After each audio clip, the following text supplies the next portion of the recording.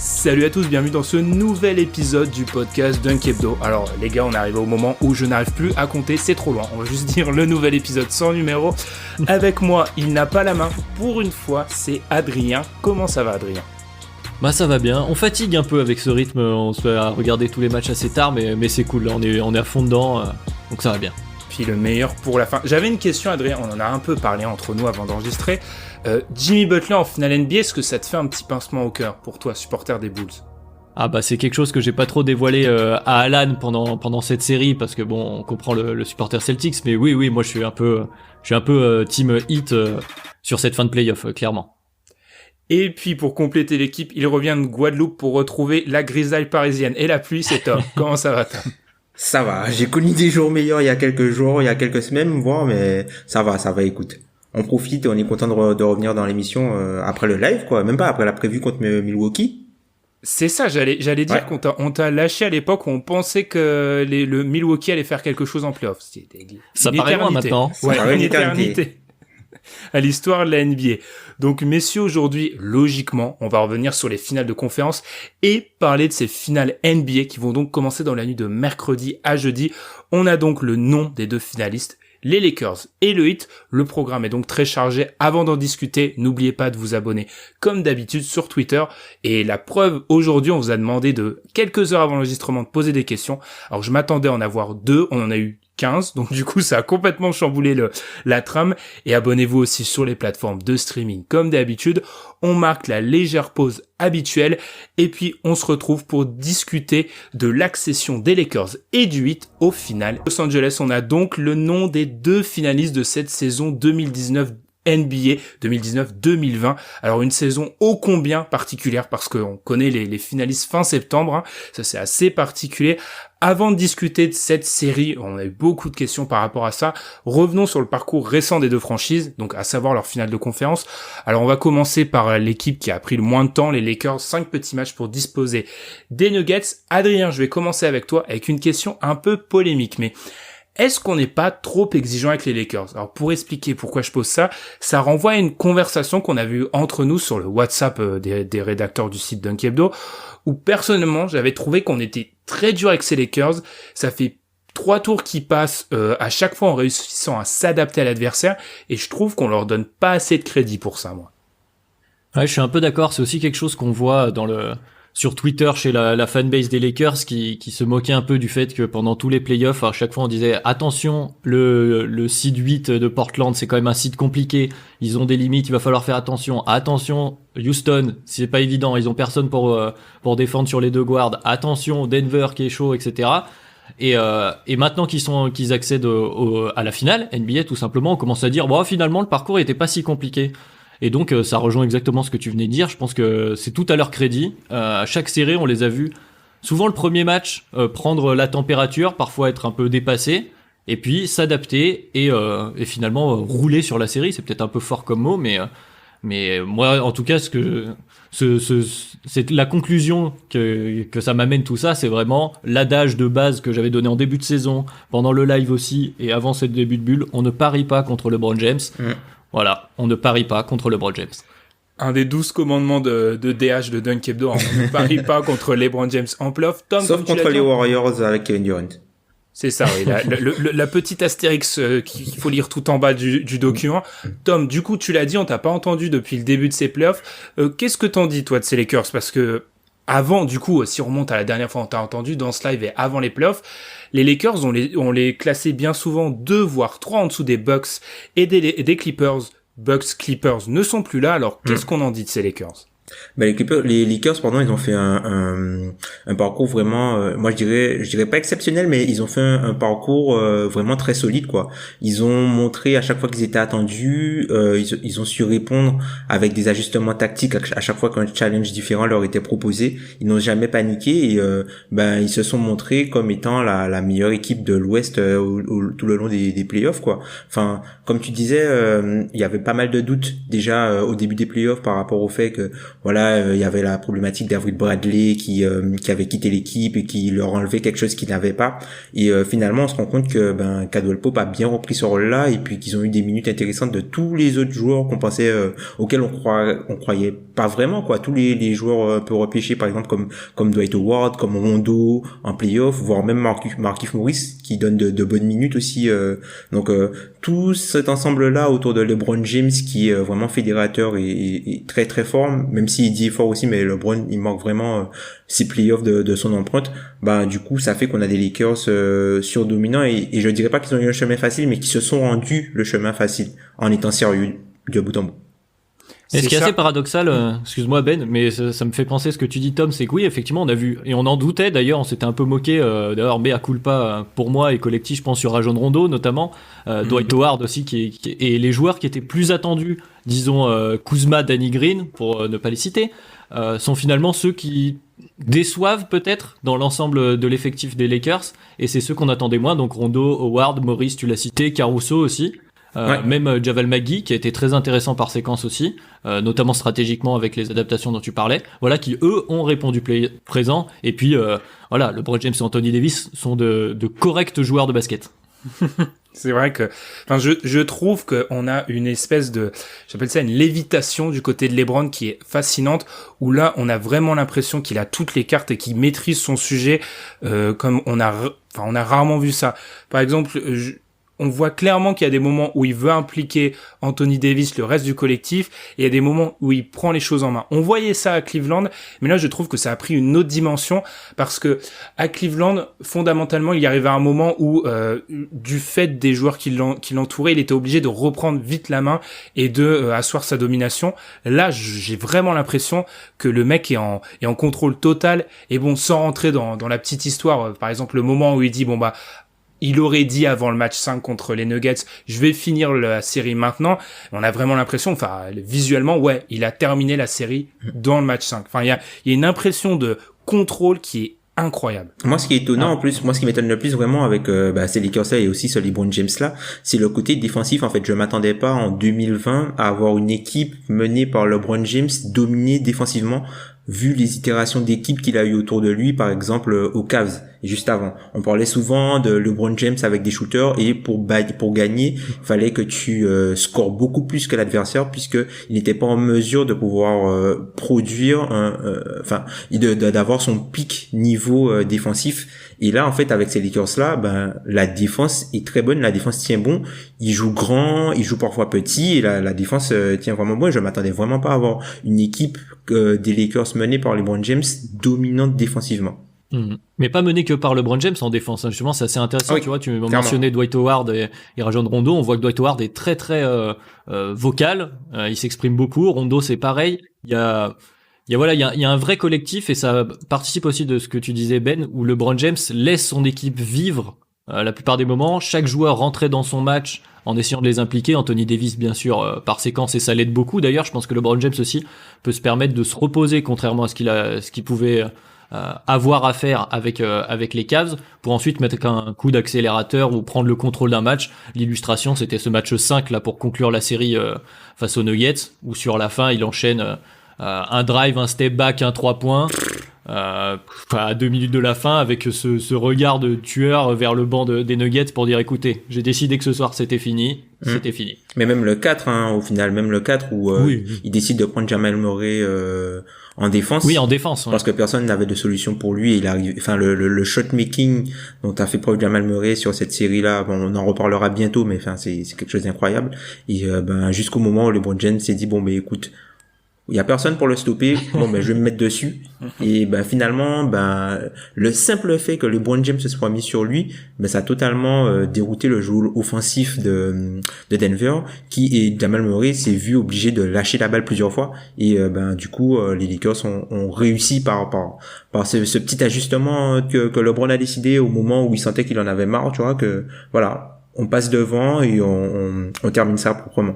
Donc ce qu'on peut retenir, c'est peut-être un LeBron un peu moins jupitérien. Et je pense, pour un peu conclure tout ce qu'on a dit, je pense personnellement que c'est assez positif parce que ça a des limites. On a bien vu avec ces anciennes équipes des Cavs notamment qu'un LeBron jupitérien, il y a un moment où face à un très haut niveau de compétition, ça pose problème parce que on peut pas, même pour un titan qui est LeBron James, on peut pas tout faire tout seul. Et là, moi aussi je vous rejoins défensivement et puis au niveau, bref, cette équipe elle est extrêmement séduisante.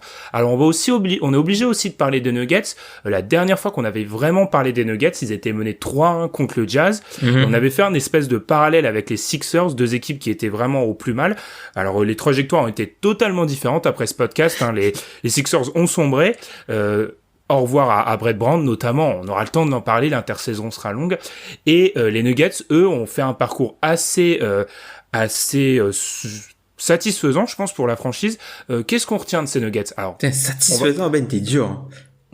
Je cherchais mes mots. Tom est impitoyable, hein. Il a pris des vacances, il est impitoyable. Je cherchais mes mots à un plutôt très positif, hein. C'est cette qualification avec notamment l'élimination des Clippers. On est revenu là-dessus la semaine dernière. Qu'est-ce qu'on en retient? Alors, on aura le temps d'en discuter pendant l'intersaison, mais rapidement, on en retient quoi de ces Nuggets version 2019-2020? Moi, je trouve qu'ils ont été plaisants. Ils ont fait preuve de très bonnes caractéristiques mentales. C'est une équipe qui a commencé la bulle avec un 5 de grand parce qu'ils avaient aucun guard disponible. Enfin, on s'en souvient, ça paraît loin, mais enfin, l'époque où Bol était ailier. Poste 3, ouais. Poste 3, ça. Et ce qui est bien, c'est qu'on a pu voir un peu l'avènement de Michael Porter Jr. dans des séries de playoffs, donc face à un haut niveau d'opposition. Et ils ont réussi à faire quelque chose de bien sans Will Barton qui était l'un de leurs 4 meilleurs joueurs sur la saison, quoi. Donc c'est de bonnes occurrences. Par contre, je suis un petit peu plus inquiet pour Gary Harris qui même s'il est bon défensivement, peut-être que à l'avenir il sera peut-être plus indispensable puisque je vois bien par exemple Will Barton s'intercaler dans le 5 où il est. Ouais, ça on l'a bien vu avec quand on mentionnait rapidement que Jamal Murray devait lâcher la balle rapidement en début de possession, qu'il y avait besoin de création à l'extérieur. C'était pas sur Gary Harris qu'on pouvait compter. On a vu des bonnes minutes de PJ Dozier, de Monte Morris, de différents joueurs, mais effectivement Gary Harris ça a été un peu plus compliqué. Mais moi aussi je veux saluer la force mentale de cette équipe qui a quand même joué jusqu'au bout, même le 5e contre les Lakers, même quand LeBron avait décidé que c'était fini. Ils étaient encore là, ils se la sont encore donnés. Jeremy Grant, encore une fois, très très bon. On en parle souvent, on l'aime bien, c'est un peu un chouchou, je pense, chez Dunk Hebdo, Jeremy Grant, qui a vraiment contribué. L'avenir est plutôt radieux, faudra voir comment ça va s'équilibrer, comment Mike Malone va pouvoir agencer tout ça. J'ai quelques réserves aussi sur ce qui a été fait par Mike Malone, ce manque d'ajustement justement sur cette série face aux Lakers, mais ça reste quand même un super parcours. Ils ont fermé des bouches, certaines de chez Dunk Hebdo d'ailleurs. Donc, c'est pas bien de m'attaquer Adrien, mais oui, peut-être. Non, mais bon. Non, je suis d'accord. Jeremy Grant qui est, je pense même un chouchou globalement des fans NBA jusqu'au moment où il va prendre 80 millions aux Hawks et que tout le monde va se dire mais c'est peut-être un peu trop. Non, grosse série de Jeremy Grant qui avait été, l'image a beaucoup tourné, hein, qui a été, LeBron lui a parlé après la série. Je pense globalement oui, pour un peu prolonger ce que t'as dit Adrien, ils ont fermé des bouches. On a vu que Jamal Murray, c'est une des questions notamment alors, je vais devoir dire des pseudos dans bonne chance. Dans cet épisode, j'ai pas le talent d'Adrien pour ça. Donc, ça va être un petit peu difficile. Et en plus, @cronier_Titouan, tu nous avais posé des questions dans le Safety, podcast NFL Dunk Hebdo. Il faut aller l'écouter. Petite publicité. Jamal Murray, définitivement un top player, point d'interrogation. Eh bien, ça, on en discutera dans les conclusions des playoffs pour le DH20. Comme ceux qui nous écoutent ont déjà entendu parler du DH20. Classement des 20 meilleurs joueurs par vous, les auditeurs. Et je trouve, on est assez d'accord pour se le dire au sein de la rédaction, il s'est tellement passé de trucs cette année qu'il faut absolument revenir dessus à cause de ces playoffs. Il s'est passé trop de trucs, dont l'éclosion d'un Jamal Murray. Mais en quelques mots, messieurs, on est d'accord pour dire que Jamal Murray, il a passé un cap, là. Clairement, sur ses playoffs, dans ces 3 séries incroyables, il a pris une autre stature. Ouais, c'est on avait un peu parlé de ça dans l'épisode sur les Nuggets au milieu de la saison, il me semble, où on se posait la question de comment les Nuggets peuvent progresser, et on disait il faut que Jamal Murray devienne peut-être le meilleur joueur des Nuggets, que Jokic soit plus le meilleur joueur en fait, et on en doutait plutôt fortement d'ailleurs. Et enfin, en tout cas, on se disait qu'il allait avoir besoin de temps. Il était sur un contrat max, mais c'est un jeune joueur. Et ben voilà, et sur ces playoffs, le meilleur joueur des Nuggets, c'était Jamal Murray, offensivement au moins. Donc et ça leur a permis de franchir un vrai cap. Voilà, bravo à lui. Après, Jokic était énorme aussi, hein. Mais oui, tout à fait. assez. Enfin, je trouve que les deux ont apporté de manière équivalente, tu vois. Même si Murray était vraiment plus dans le. Je pense que c'est lui qui a fait la bascule, puisque on va dire que Jokic il a toujours été fort, mais il a tenu son rang, Jokic. Voilà, tenu son rang, mais Jamal Murray a vraiment été le joueur bascule en montrant des qualités, des capacités qu'il avait jamais montré sur une telle durée, un tel enchaînement en fait. La capacité déjà sur son premier pas et son dribble.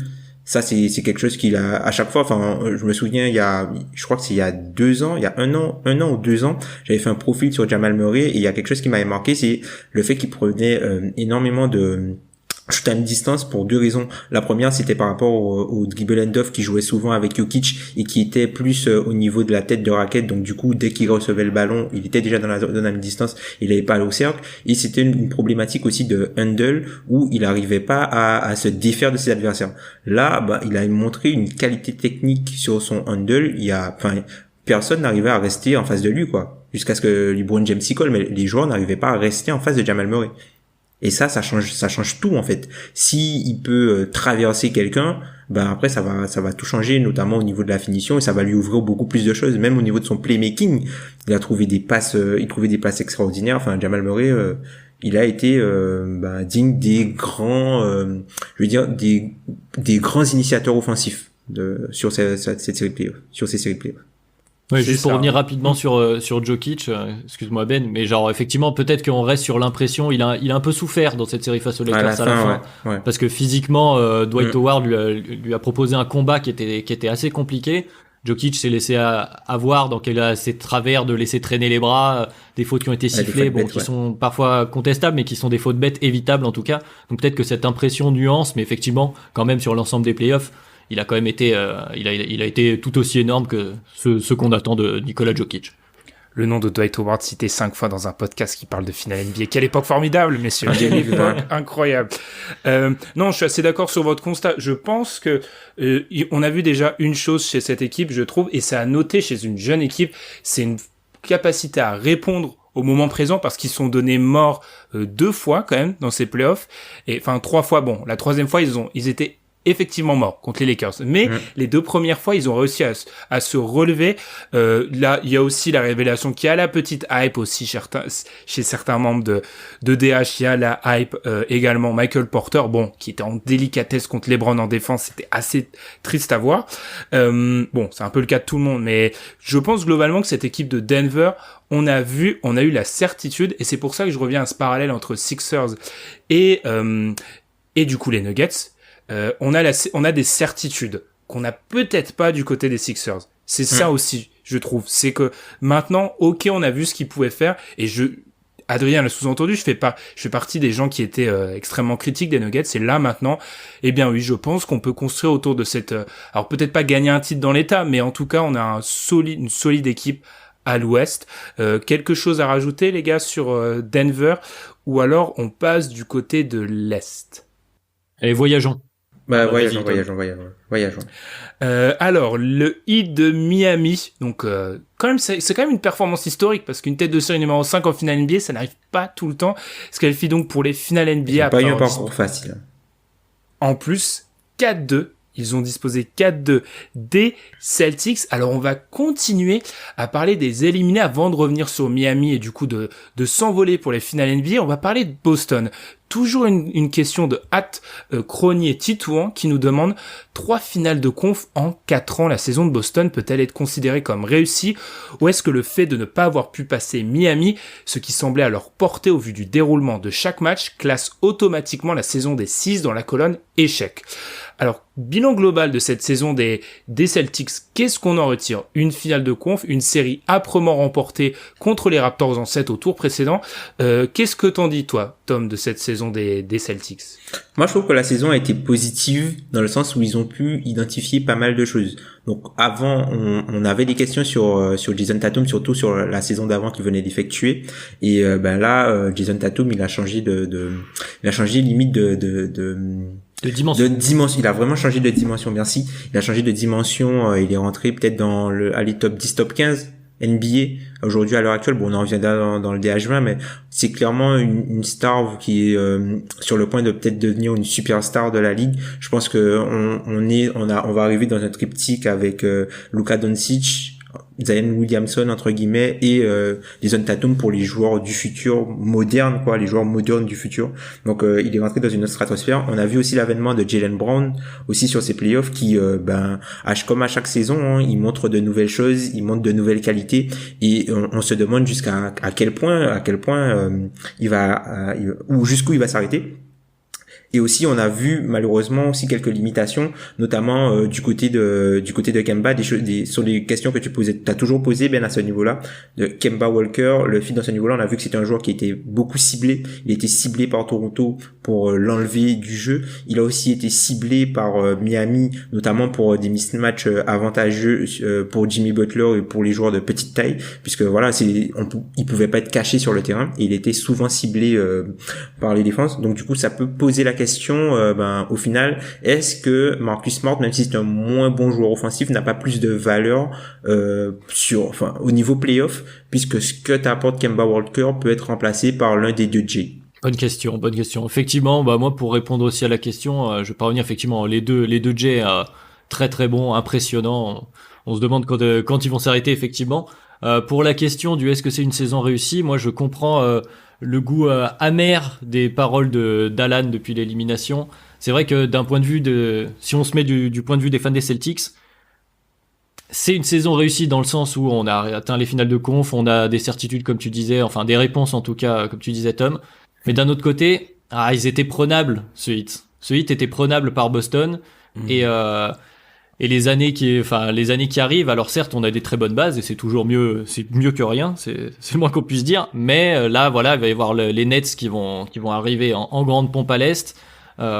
Milwaukee qui sera toujours là, qui va progresser, Miami sera toujours là également. Enfin, ça va être la bataille va être compliquée. Il y avait peut-être une fenêtre pour atteindre les finales et ensuite une fois que tu es en finale NBA, tout est possible, surtout que les Celtics sont pas démérités cette saison face aux Lakers en saison régulière.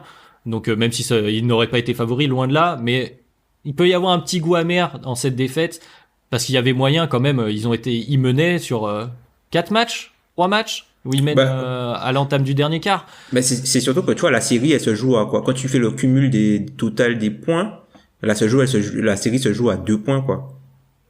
Ouais, et à chaque fois ça a tourné plus de fois en faveur de Miami, 4 fois donc c'est ça. Et ça a suffi quoi. Ce qui a lancé le grand débat dans notre conversation. Est-ce que Boston est une meilleure équipe que Miami? Alors, on n'a pas le temps de répondre à ça, mais il y a eu des farouches oppositions. C'est ça. Pour répondre à ça, alors moi, j'ai 2 points de vue. Je pense que pris toute seule, cette saison-là, non, c'est pas vraiment un échec. C'était la saison de l'après Kyrie. Faut se rappeler que il y a 15 mois de ça, on fait un épisode, les Celtics, l'autopsie d'un échec, où on est très dur avec les Celtics. Ils étaient annoncés très fort en 2018-2019. Ils se cassent la tête contre Milwaukee. Et là, on n'espérait pas les revoir, je pense, très vite à ce niveau-là. De ce point de vue-là, c'est une réussite. De l'autre, et moi du coup je m'appuie sur l'autre point de vue, c'est le début du tweet de l'auditeur, 3 finales de conf en 4 ans. Et je trouve que quand tu prends sur l'intégralité, alors on peut dire qu'il y en a 2 contre LeBron, mais sur les 4 dernières années, il y a 3 équipes qui vont en finale NBA à l'Est et il n'y a pas Boston en fait. Et je pense qu'il peut avoir du côté des Celtics peut-être cette frustration. Alors certes, je discutais notamment je pense avec un fan des Celtics sur Twitter ce matin, c'est vrai que comme tu l'as dit Adrien, si tu te qualifies cette année, tu sais pas ce qui peut se passer, les Lakers sont a priori plus forts. Mais on a vu avec les Raptors l'année dernière, un coup du sort, ça arrive très vite, et je trouve qu'à ce niveau-là, il peut avoir cette sensation d'inachevé. Et si je dis ça, c'est parce que moi, il y a un truc qui m'énerve toujours en playoff, c'est quand les équipes sortent et qu'elles mettent en avant l'âge de leurs joueurs, parce qu'encore une fois, je vais m'appuyer sur ce que t'as dit, Adrien, l'année prochaine, on a le Heat, qui vraisemblablement sera là, on a Brooklyn qui débarque, et on a Milwaukee qui sera avare de revanche. On sait pas, c'est pour rebondir sur une autre question, saison prochaine, les Celtics sont en finale de conférence minimum, et bah ça on sait pas, parce que je sais même pas si je mettrais pas de l'argent en tout cas. Voilà, pareil. Donc, je comprends cette espèce de mélange entre satisfaction et frustration.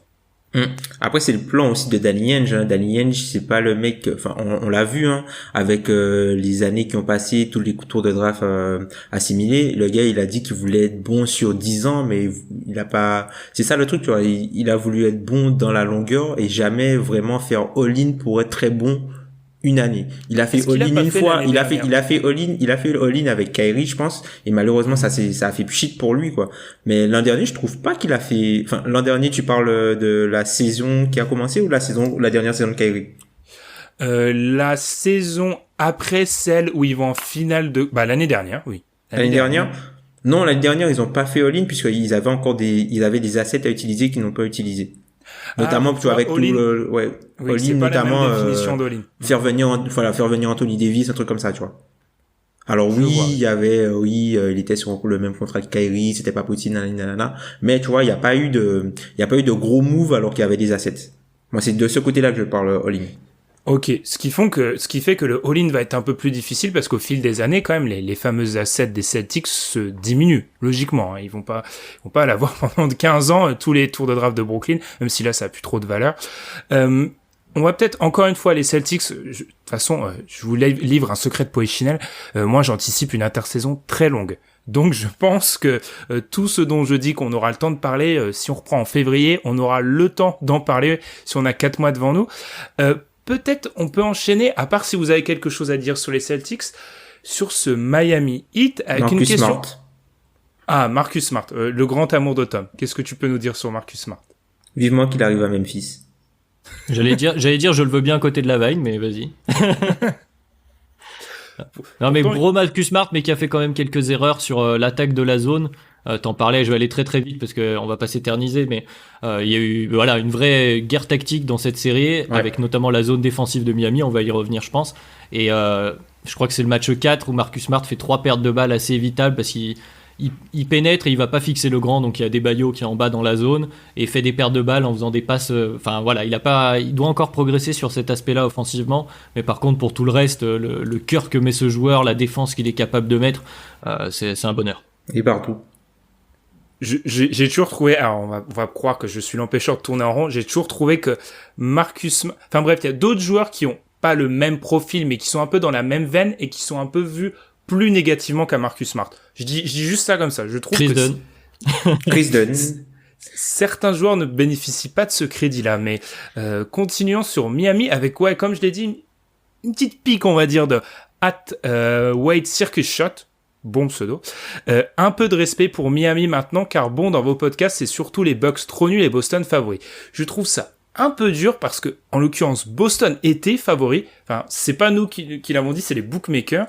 Et les Bucks n'ont pas été bons. Je trouve qu'on est quand même, si on réécoute notre preview de Heat Indiana, et même, vous avez pas accès au off, mais on a quand même, ça fait un bail que certains membres du site, dont Ilias, sont dans le train Miami. J'ai été trop modeste pour me citer, Tom. Et moi.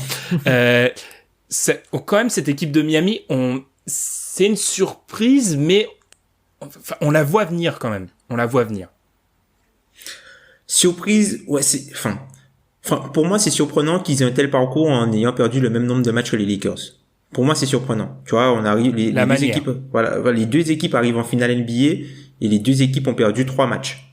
Pour moi, c'est très surprenant. Mais après, au final, quand tu vois le contenu des matchs et quand tu regardes l'équipe jouer, tu te dis que, il y a quand même du niveau, quoi. Il y a un sacré niveau et, c'est pas une équipe moi, je trouve que Miami, c'est pas une équipe qui a eu de la chance. C'est une équipe qui est allée chercher ses victoires et qui mérite d'être, en finale, de conférence, puisqu'elle a été l'équipe la plus régulière de l'Est sur les playoffs, quoi, dans la performance. Alors même s'il y a eu des hauts et des bas pour chacun des joueurs, mais ils ont toujours su trouver des solutions quand un des plans ne fonctionnait pas. Et je pense que c'est ça aussi qui fait la force de cette équipe, c'est que c'est une équipe multifacette et qui a tellement de cordes à son arc que le jour où il y a une corde qui est cassée, ben t'en as une que tu peux remonter et tu gardes quand même ton arme, quoi. Encore une fois, le hit, je trouve, c'est une illustration d'un sujet qu'il y a dans tous ces playoffs d'ailleurs. Du fameux point des équipes qui passent un cap en play-off après une saison régulière tranquille. Miami, c'est une équipe qui tout au long de la saison a essayé beaucoup de choses, la zone notamment, puis elle a disparu pendant la fin de la saison régulière pratiquement, et quand ils en ont eu besoin, ils peuvent la réutiliser dans les play-offs. Je trouve que ça illustre ça. C'est une équipe qui a travaillé tout au long de la saison, qui a été sérieuse, qui a multiplié tactiquement tout son panel de solutions, comme tu disais, Tom. Et là, on voit que ça paye, parce qu'effectivement, c'est quelque chose qui a fait criser certains fans des Celtics, pour ne pas nommer Alan, un soir c'est Tyler Hero, un soir c'est Duncan Robinson, un soir c'est Jimmy Butler, un soir c'est Dragic, un soir c'est Bam. Ouais. Et voilà, et comme tu dis, quand il y en a un qui faillit, les autres sont là. Il y a quelque chose un peu alors sans aller jusqu'au bout de la comparaison, mais des Pistons de 2004, où il n'y a pas vraiment une claire grosse star qui phagocyte tout le jeu, mais quand tu as besoin de mettre des paniers, où c'était Billups à l'époque, là c'est un Jimmy Butler. Et après le reste, ça peut venir, la foudre peut venir un peu de n'importe où, la foudre entre guillemets. Après les profils sont différents, c'est pas le même basket, etc. Mais il y a un peu ce truc là d'un collectif avec plusieurs petites lames plutôt qu'une énorme épée à deux mains, quoi. Ouais, carrément, ouais, qu'un sabre. Ouais, assez d'accord avec ton propos. Le seul truc que moi je trouve sur lequel on insiste peut-être pas assez, hein, nous et les autres, hein. Mais je trouve qu'en fait, l'équipe de Miami qu'on a vu en saison régulière, alors oui, ils ont testé pas mal de trucs, mais l'équipe de Miami qu'on a vu en saison régulière et l'équipe de Miami qu'on a vu dans la bulle, c'est pas la même équipe.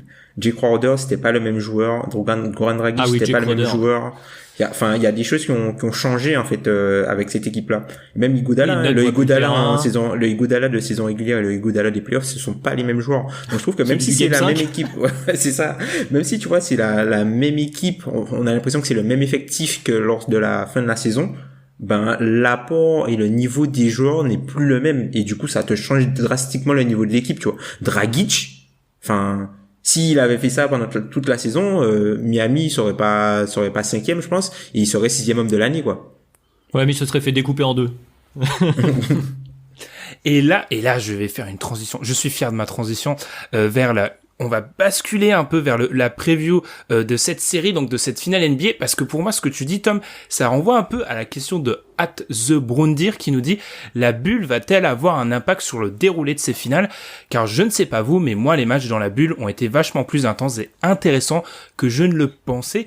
Et je trouve que cette métamorphose du hit, ça a à voir aussi avec la bulle. Moi, c'est quelque chose qui me fascine, c'est savoir de tout ce qu'on voit dans ces playoffs, qu'est-ce qui est à mettre sur le crédit de la bulle et de ce contexte particulier, et qu'est-ce qui est entre guillemets réel.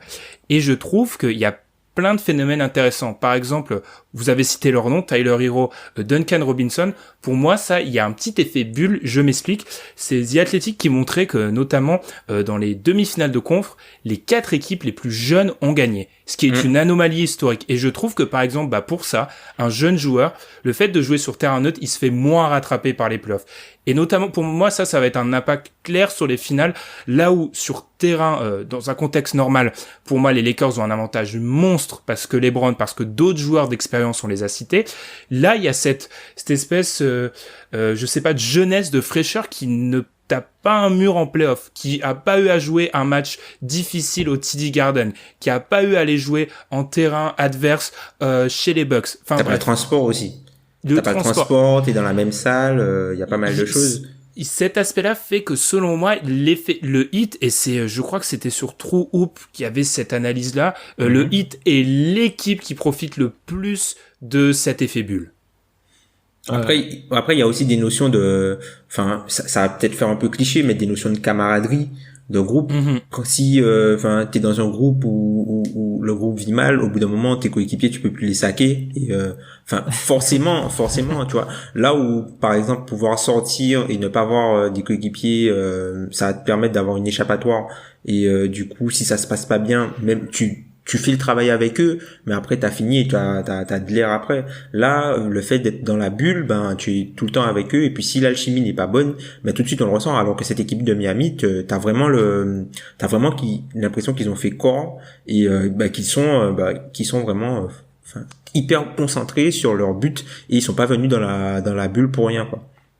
Ouais, bah on se retrouve dans les deux équipes en finale, les deux équipes entre guillemets en mission. On sentait ouais, clairement. ce scénario-là, contrairement à, bon, on va pas lui retomber dessus parce qu'il a assez pris, mais leur retomber dessus aux Clippers avec ce fameux non, c'était pas la gagne ou jamais, etc. Là, il y avait les deux équipes qui se sont dit au début de la bulle, bon, on y va, on joue le va-tout. Et pour revenir sur ce que tu disais, Ben, alors je vais pas aller au bout du parallèle parce que ça ne parlerait pas à grand monde, mais c'est quelque chose qu'on voit aussi en ce moment dans l'e-sport, où les compétitions qui se faisaient donc en live, pareil dans des salles, bon à plus petite échelle, se sont fait en ligne logiquement donc ces derniers temps, et on a vu pas mal d'émergence justement de jeunes équipes qui ont pas cette pression du on stage, donc la même pression que là de la salle, du public et du nom, parce que quand tu vas comme tu disais au TD Garden, ou quand tu vas au Staples, ou quand tu vas dans des grandes salles mythiques, l'ascendant psychologique il existe. Quand le joueur qui met le maillot de la grosse équipe, il se sent investi du truc, et il y a un côté, les grosses équipes elles gagnent tout le temps dans ce contexte-là, donc tu joues petit bras quand t'es l'équipe d'en face, là où on a l'impression que le Heat, pour prendre cet exemple-là, joue complètement décomplexé. Les Tyler Hero, Duncan Robinson sont en mode de toute façon on peut le faire, on a vu qu'on pouvait le faire, donc vas-y on joue un vrai va-tout, et je pense qu'il y a un petit biais mental qui n'est pas là dans la bulle et qui peut jouer au-delà en plus de l'aspect domicile extérieur qui aussi se voit beaucoup moins. Ça c'est clair et net, on en a parlé plusieurs fois, mais là les séries où quand il y a 3-1, où on se disait, c'est peut-être aussi quelque chose qu'on peut reprendre sur l'équipe de Denver, sur toutes ces séries à 3-1, où à 3-1 on se dit c'est mort parce qu'à un moment tu vas jouer trop de matchs contre l'autre équipe, enfin chez eux, et ça va être compliqué. Là t'es toujours en terrain neutre, du coup il y a vraiment remise à zéro à chaque fois, et c'est aussi ce qui a permis aux Celtics d'à chaque fois remettre les choses à zéro, les choses à plat, et quand ils sont revenus à 3-2, il y a eu un petit moment de doute, je pense, du côté du Heat, aussi à ce niveau-là. Ouais. Le Heat qui a gagné 3 séries en étant à l'extérieur. Hein. Tu vois, par exemple, ça, à quel point on peut reproduire ça dans un environnement normal. C'est vrai. Et quel professionnalisme d'Adrien, qui n'a même pas fait de pub pour son podcast Sauvegarde on Morge. Il a parlé d'e-sport, etc. Quel professionnalisme incroyable. Mais oui, clairement, moi, c'est un truc, clairement, moi, quand j'ai lu cet article The Athletic, je me suis dit, c'est du pain béni pour les jeunes joueurs, et peut-être aussi pour les équipes où il n'y a pas de tête d'affiche, de se dire, là, on fédère, on est un groupe et on avance. C'est peut-être bateau, comme tu l'as dit, Tom, mais je trouve qu'il y a de ça. Et je trouve aussi que ça, sans encore une fois reparler d'eux, c'est aussi un désavantage pour les équipes qui ont contre-performé, parce que, alors on se moque du public des Clippers souvent, mais je pense que dans un match 7, potentiellement, même si c'est devant pas la plus folle des salles NBA, les Clippers auraient peut-être eu plus un sentiment d'urgence devant une salle avec des gens. Là où je pense que parfois la bulle peut avoir l'effet pervers d'atténuer l'enjeu. Et je pense qu'il y a peut-être eu de ça pour les Clippers. On referme la bulle Clippers et on ouvre la grande bulle de la preview de cette série avec quelque chose qui est revenu, les gars, chez nos auditeurs. C'est le cas de @JulesMorel02, le cas de Flying Flow ASF et le cas de Monsieur Dash 111. C'est l'idée selon laquelle le Heat serait potentiellement, c'est souvent tourné en forme de question, le pire match-up possible pour les Lakers. Est-ce qu'on est d'accord avec ça? Oui, c'est le seul qui reste. Non, mais c'est-à-dire que c'est l'équipe qui a été la meilleure à l'Est. Alors oui, si on prend les entre guillemets les niveaux plafond potentiels de chaque équipe qui était à l'Est au moment où on a débuté les playoffs, alors peut-être que le Heat c'est le moins flashy, mais aujourd'hui, vu les playoffs qu'ils ont fait, clairement. Et puis il y a quelque chose aussi que le Heat a que les Lakers n'ont pas rencontré du coup à l'ouest dans leurs playoffs. Ce sont des joueurs à l'aile capables de défendre, de sanctionner, de tirer et de créer. Ça c'est quelque chose que les Lakers n'ont pas pu avoir contre eux, quoi. Et puis ils n'ont pas joué les Clippers. Ils ont pas joué les Clippers, mais voilà, toutes les équipes que les Lakers ont joué manquaient d'un joueur dominant à l'aile qui pouvait faire quelque chose. Là, le Heat a vraiment une équipe construite pour embêter les équipes qui ont de bons ailiers. Ils ont plein d'ailiers. Ouais, non, mais il y a les ailiers, puis je pense qu'aussi dans la question des auditeurs, il y a la question du personnel là que t'évoques, il y a les joueurs aussi pour aller, alors là, défendre dessus, c'est un grand mot parce que c'est LeBron James dont on parle, mais il y a de quoi imposer un défi physique assez régulier entre Jimmy Butler, Jay Crowder, André Iguodala à LeBron. Solomon Hill, tu vois, enfin, ils ressortent Solomon Hill, t'as Derrick Jones Jr. qui est peut-être un peu fin pour LeBron, mais qui a le côté longiligne et très athlétique, tu vois. Donc il y a vraiment énormément de combinaisons possibles à l'aile. Et pour Anthony Davis aussi, il y a Bam. Aussi. Il y a le profil de Bam est un pivot grand, mobile, qui est... Alors on verra comment les Lakers vont jouer, parce que l'avantage des Lakers, c'est qu'ils ont cette possibilité, et on l'a vu contre les Nuggets, de jouer à 2 grands pour pouvoir forcer le pivot adverse, en l'occurrence c'était Jokic, à être sur Dwight Howard ou Jamal McGee, pendant qu'Anthony Davis jouait un poste 4, donc on va voir comment ils vont le jouer face aux Heat. Mais effectivement, Bam Adebayo a le profil le plus... embêtant, c'est peut-être pas le mot, mais en tout cas le plus complet, qui a le plus d'outils pour jouer face à face avec Anthony Davis, même si Anthony Davis est dans une autre stratosphère, évidemment. Ouais. Surtout que le Heat, on les a vus un peu douter, au match 5, un peu quand il y avait Kanter, puisque avec Kanter sur le terrain, ils ont eu une autre stratégie qu'avec Theis. Là où Theis, il continuait à switcher dessus. Avec Kanter, ils pouvaient pas switcher dessus et ça forçait leur système défensif. Là, on va voir quelle approche auront les Lakers s'ils arrivent à jouer avec 2 grands. Mais je pense que les Lakers, ils vont commencer avec 2 grands, mais je pense qu'on aura beaucoup de minutes d'Anthony Davis et vu que, McGee, tout ça va disparaître et je vois plus des 5 à la fin avec, par exemple, même Markieff Morris au poste 5 ou dans la raquette, quoi, avec Anthony Davis. Ouais, je suis assez d'accord je suis assez d'accord avec ça. On enregistre tard aujourd'hui, c'est peut-être pour ça. Je suis assez d'accord avec ça. Je pense que malheureusement, Dwight va petit à petit disparaître de cette rotation. Et je trouve quand même que c'est une petite surréaction de dire que c'est le pire match-up pour les Lakers, parce que je pense que c'est grandement inspiré de ce qu'a pu dire Adrien et aussi Tom, enfin, ce qu'on a pu dire depuis le début, c'est le côté un peu polymorphe du 8. Ce qui fait que tu te dis qu'il y a tellement de possibilités, celle-ci, elle pose problème aux Lakers. Mais après, il y a d'autres problématiques qui, moi, me font dire que non, c'est pas le pire match-up possible pour les Lakers. Alors, il y avait la théorie Clippers, décidément, on ne fait que les citer. Par exemple, moi, j'ai été chercher historiquement Butler. Alors, c'est bête parce qu'il faudrait revoir le contexte de chaque match, mais Butler, j'ai regardé depuis qu'il est, par exemple, All-Star, il pose pas vraiment de problème à LeBron. Enfin, il y a pas d'impact Jimmy Butler sur un LeBron. Anthony Davis, l'échantillon est trop petit, mais certes, c'est un profil intéressant, mais je pense pas que c'est pas non plus un mec qui peut complètement l'arrêter. Donc oui, Miami est un profil intéressant, mais en fait pour moi, Miami, c'est potentiellement le pire match-up pour toutes les équipes. C'est là où la question de Jules Morel est intéressante, parce qu'il lui demandait le Heat n'est-il pas le pire match-up possible pour les Lakers après l'avoir été pour Milwaukee et Boston. Ils ont tellement de potentialité, le Heat, qui peuvent être le pire match-up pour tout le monde en fait. On peut dire ça pour toutes les équipes. Après le Heat, versa. Ouais, carrément. Après le Heat, c'est à l'image de ces deux leaders, hein, c'est une équipe qui joue au-dessus de son niveau de talent intrinsèque. Puisque le Heat, je sais pas, hein, mais quand tu les regardes jouer, il y a un côté bestial en fait qui se dégage de cette équipe-là. Je sais pas comment expliquer ça ou comment dire ça autrement, mais moi c'est ce que je ressens en fait. Tu sens que il y a un petit côté sauvage en fait quand tu vois le Heat. D'où le parallèle avec les Pistons. Non, clairement. Et c'est une équipe qui joue au-dessus de son talent et qui se donne les moyens d'arriver à gagner, même si en termes de talent il y a un déficit face à l'adversaire. Mais ça aussi c'est peut-être un talent aussi ça. Oui, totalement. Mais quand je disais vice versa aussi, c'est que le Heat c'est potentiellement le pire match-up pour les autres équipes, mais les autres équipes sont potentiellement le pire match-up pour le Heat d'une certaine façon. Il y a un adage qui s'est pas trop vérifié pour le coup à l'Est pour le moment, mais qui a souvent été respecté dans les playoffs et qu'on évoque régulièrement dans The Hebdo, c'est celui du meilleur joueur sur le terrain. Là, il est probable que pendant les finales, les 2 meilleurs joueurs soient du côté des Lakers. Mais après, ils ont tout le reste, tu vois.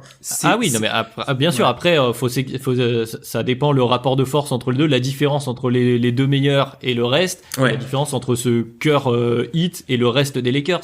Évidemment, ça va se jouer avec des différents ratios, etc. Mais potentiellement, on peut le lire dans les deux sens, c'est ça que je veux dire. Non, clairement. Enfin, moi, je pense que ça va être intéressant de voir le jeu d'échecs que vont se livrer Vogel et Spoelstra dans cette série-là, puisque faut pas non plus nuancer le talent de ces coachs-là. Que même si on parle beaucoup plus de leur équipe et de leurs joueurs qu'eux, qui ont fait d'énormes playoffs. D'ailleurs, Spoelstra, enfin, on a vu que le fait que les Celtics soient allés en 7 matchs et que Toronto ait posé autant de problèmes aux Celtics, je pense que ça lui a donné pas mal d'idées pour lui après se faciliter son match-up, et il a bien profité de ça.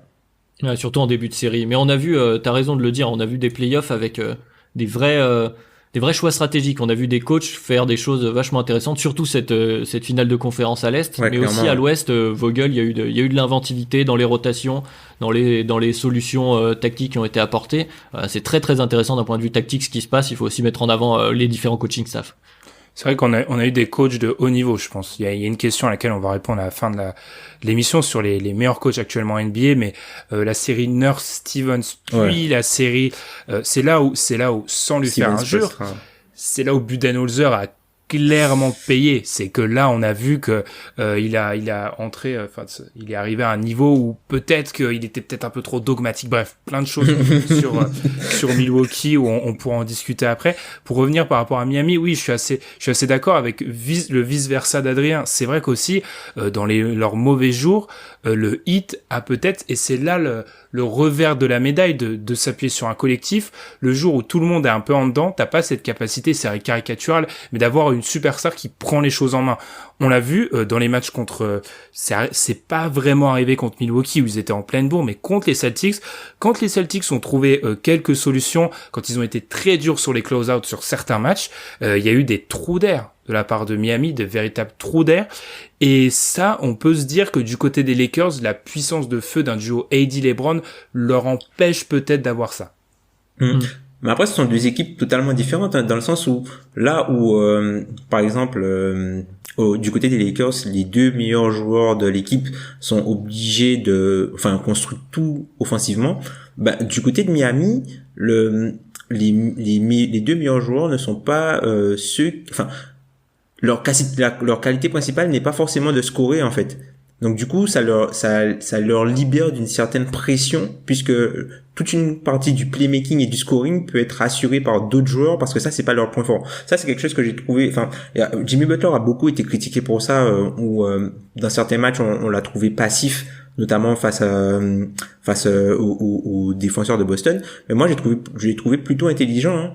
Le gars attaquait les mismatchs favorables. C'est ce qu'on a vu un peu, par exemple, dans la série Nurse, Toronto, Boston, où par exemple t'avais des actions totalement bizarres où l'action veut qu'il y ait un switch, et après t'as Siakam qui se retrouve en post-up contre Marcus Smart. Mais à quel moment tu te dis que c'est une bonne option, ça, tu vois? Là où Jimmy Butler, lui, il ciblait, ok, Kemba Walker est sur le terrain, hop, on fait un petit mouvement, on switch dessus, j'ai l'avantage physique, soit je vais aller chercher des lancers francs, soit je vais aller au cercle. Tu vois, il y avait pas, il allait pas, pourquoi aller attaquer frontalement en un contre un Marcus Smart, Jaylen Brown et tout ça. Enfin, moi, j'ai trouvé plutôt intéressant là-dessus. Malheureusement, c'est quelque chose qu'on peut lui reprocher, puisque à certains moments, le côté, je dirais pas le côté hero ball, mais le côté symbolique du meilleur joueur et initiateur de l'équipe, tu dois prendre tes responsabilités et attaquer les meilleurs joueurs adverses, un peu comme ce que fait LeBron James. Mais j'ai trouvé ça vraiment intelligent de sa part de ne pas aller s'empêtrer dans un duel pour montrer qu'il est le meilleur joueur et sortir totalement de son rôle et de ce dont l'équipe a besoin. Mais je suis d'accord, pour moi c'est une évolution positive, parce que justement une des critiques que moi et d'autres pouvions faire à Butler ces dernières années, peut-être à Chicago, et ensuite ce qu'il a pu montrer à Milwaukee ou aux Sixers, c'est que parfois justement essayer de rentrer dans un costume trop grand pour lui en termes de scoring, ce que tu viens de dire, de vouloir dominer seul avec le mouvement flashy comme tu disais à la LeBron. Jimmy Butler n'est pas LeBron James, et justement je trouve que c'est une preuve de maturité et de confiance en son équipe, de savoir, comme tu dis, des fois même il prenait le post-up et puis il y avait un drive de Tyler Hero ou un déplacement à l'opposé de Duncan Robinson et la balle ressort et il glisse la balle à Tyler Hero qui prend son mid-range, etc. Je trouve que c'est une preuve de maturité, d'être conscient de ses propres forces et de ses faiblesses, et bien entendu il faut un effectif qui puisse répondre à ces questions-là, mais je trouve que c'est une évolution positive de Jimmy Butler. Et pour revenir sur cette histoire de pression, il y a un truc auquel tu m'as fait penser, Ben, c'est qu'effectivement, là, cette fois-ci, on en a parlé, oui, la bulle, il y avait peut-être pas toute la pression. Cette fois, ça y est, c'est les finales NBA, Ouais. et tu vas jouer les Lakers de LeBron James. Ouais. Vous Peut-être pensez que que ça là, va changer quelque chose? Ouais, quand même. peut-être. C'est la Quand question même. que j'allais poser. Je C'est sais LeBron pas, James. je vais vous laisser développer, mais voilà. On n'a pas la Moi, réponse, mais je sais. T'es Tyler Hero ou Duncan Robinson, tu vas jouer les Lakers de LeBron James. Ça va pas, tu vas peut-être pas être aussi détendu, entre guillemets détendu, toute proportion gardée, mais ce que t'as pu être face aux Celtics de Jason Tatum et Jaylen Brown. Ouais. Tu vois, LeBron, c'est le patron de la ligue, hein. Il y a vraiment, je pense qu'il y a vraiment un côté psychologique de te dire Butler que l'a dit en interview. Hein. bah, carrément, ce mec-là, chaque fois qu'il allait en playoff sur la décennie, il allait en finale. Ça, c'est pareil fou dit comme ça. Mais c'est vrai, ouais, la seule fois où la seule fois où il a pas fait les playoffs de la décennie, c'est l'an dernier, parce que la seule fois où il a pas fait les finales de la décennie, c'est l'an dernier, et les Lakers n'ont pas fait les playoffs. Chaque fois qu'il arrive en playoff, le gars, il va en finale. Et il y a très peu d'équipes qui l'ont battu 4 fois. Donc, c'est vraiment qu'il y a vraiment quelque chose, je pense que il a une aura, en fait, qui dégage LeBron James, qui va être peut-être un petit peu différente, de ce qu'ils ont vécu sur les séries précédentes. Et il y aura aussi le côté, erreur payée cash. Ça, c'est quelque chose qui pouvait peut-être passer au niveau précédent, mais là, avec le LeBron James en face de toi, les erreurs que tu vas faire, des petites erreurs de jeunesse, les erreurs d'inattention, les mauvaises couvertures, les aides côté ballon, les petits trous d'air, ça, tu vas payer ça cash, en fait. Donc, je pense que ça va quand même rajouter une certaine pression sur le fait d'être très bien appliqué et de bien suivre le scouting report sur les joueurs que tu as. Et puis par rapport pour recentrer peut-être par rapport au match-up favorable dont on parlait et dont ont su abuser les joueurs du 8, il y en a plus tellement, enfin il y a plus de joueurs identifiés aussi malheureusement clairement. pour lui qu'un Kemba Walker. Ouais, clairement parce que ils jouent grand les Lakers en fait. Après tu peux jouer en vitesse un Kuzma ou il y en a quand même 2-3 qui sont en défense qui sont pas au même niveau, mais effectivement c'est plus compliqué que les Celtics. Les Lakers même quand ils jouent petit, ils jouent grand. Oui, même Rondo est très long comme meneur. C'est ça, il y a peut-être plus cette possibilité d'en profiter. Et puis pour revenir, alors on sait jamais, c'est le grand débat, ça doit être un débat aussi vieux que le sport. Dans une finale, est-ce qu'il vaut mieux avoir de l'expérience ou avoir la fougue? Mais il y a aussi du côté des Lakers, c'est vrai, il y a le mastodonte LeBron, et aussi des mecs comme Danny Green. S'il y a un effet final, il est clairement du côté Lakers. Les Danny Green, les Rondo et les Ward qui ont de l'expérience en playoff, certes qui sont plus ce qu'ils étaient il y a 10 ans, mais c'est du côté Lakers tout ça. Et c'est vrai peut-être qu'il y a un effet stature LeBron qui fait que tu vas te sentir écrasé vis-à-vis de lui. La bonne nouvelle, c'est que je pense que s'il y a peu de mecs que ça atteint, Jimmy Butler doit être dans cette liste. Parce que je pense pas qu'il est atteint particulièrement vis-à-vis de ça. Mais pour revenir sur le match-up peut-être en lui-même, il y avait une question qui m'avait assez interpellé de From Scratch 6 ou 6 qui nous disait comment LA va s'adapter à Miami. Je retourne cette question. Est-ce que c'est vraiment dans ce sens-là que ça doit être posé? Je pense que le favori, ce sont les Lakers puisqu'ils ont LeBron James et Anthony Davis. Certes, ça fait discussion de comptoir, hein, mais pour moi, c'est ce qui va résumer le truc. Ce sont les favoris. Et je pense pas que, en fait, les Lakers vont s'adapter à Miami. Et je pense que Miami, c'est pas une équipe non plus à laquelle tu t'adaptes parce que, comme on l'a dit, Miami, c'est une équipe polymorphe. Ce que Miami va faire un jour, ça va pas être la même chose qu'ils vont faire le lendemain si jamais ça fonctionne pas. C'est une équipe qui, elle aussi a une grosse capacité d'adaptation. Donc ça va être, je pense, à l'équipe qui va mettre le premier coup. Par exemple, si l'équipe qui va gagner le premier match, ben en fonction de ça, c'est là que je pense qu'il y aura des ajustements ou quoi que ce soit. Mais je pense pas que le Heat va s'adapter aux Lakers et je pense pas que les Lakers vont s'adapter aux Heat. Je pense que les deux équipes vont jouer sur leurs points forts et ce sera celui qui a les meilleurs points forts qui l'emportera sur l'autre. Puisque ça sert à rien pour moi à ce niveau-là, hein.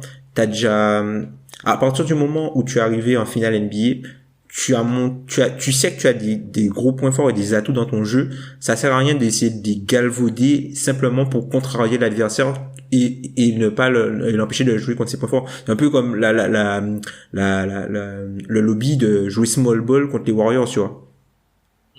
Ça a pas de sens. Ouais, après, je pense que des adaptations en termes de style global, je suis d'accord avec toi, je te rejoins totalement. Après, il y aura des adaptations à la marge. Je pense que tactiquement, quand il va y avoir des passages, par exemple en zone du hit, pour prendre le trait le plus gros, il y aura forcément des adaptations. Il va y avoir au niveau des rotations des deux grands des Lakers, je pense qu'il y aura des coups de bluff de la part de Vogel, auxquels va peut-être répondre par d'autres coups de bluff Spoelstra. Les coachs vont se répondre à la marge. Après, dans le style global, effectivement, je pense qu'aucune des deux équipes n'a intérêt à fondamentalement changer son approche du jeu par rapport à l'adversaire. Généralement, en finale NBA, t'en es plus là. Non. En finale NBA, t'es sûr de tes forces, elles t'ont amené jusque-là, et il faut que tu continues sur cette lancée. Et puis par rapport, pour continuer sur cet exemple de la zone du côté de Miami, on en parlait déjà au tour précédent peut-être. Pour répondre à Wade Circus Shot, pour répondre comme quoi on envisageait déjà Miami au tour précédent en finale NBA, c'est que moi je disais mais ça c'est bon, mais je crois que les Lakers c'est une des pires équipes NBA contre laquelle jouer cette zone en fait, parce qu'avec des LeBron, avec des Rondo, ils peuvent la découper en fait. Là où Milwaukee ça a été caricatural et peut-être Boston dans une certaine mesure avait la naïveté de pas la découper, je suis pas sûr que cette zone là, sachant qu'en plus ils seront préparés à la jouer les Lakers, je suis pas sûr que c'est viable contre LeBron et Rajon Rondo dans un autre registre. C'est pour ça qu'en fait, je trouve que les Lakers ont beaucoup d'arguments et j'ai l'impression qu'il y a quand même une hype Miami qui se crée parce que Tom, pour revenir à ce que tu disais, pour moi aussi les Lakers sont favoris, mais je vois beaucoup de monde qui commence à donner Miami. Je vois beaucoup de Miami qui commencent à sortir. Après, je pense que je pense que ce qui fait la vraie différence, c'est qu'on n'a jamais vu vraiment les Lakers en difficulté vraiment dans ces playoffs-là, quoi. Ils ont jamais eu à avoir par exemple. On les a pas vus trembler. On n'a pas vu un carton avec post-up LeBron, quoi. Ça, c'est l'action type où quand tu sais que les Lakers sont en difficulté, c'est ça. Post-up LeBron, passe 3 points, cut, dunk. Voilà, ça, c'est les Lakers quand ils sont en difficulté. Et on les a à chaque fois, ils ont su trouver des solutions, notamment contre les Nuggets, où quand, il y avait un moment des pannes d'adresse, ils allaient chercher des fautes, des fautes à la vieux briscard, quoi, tu vois. Ils faisaient prendre des fautes tout dans le carton pour aller vite dans le bonus.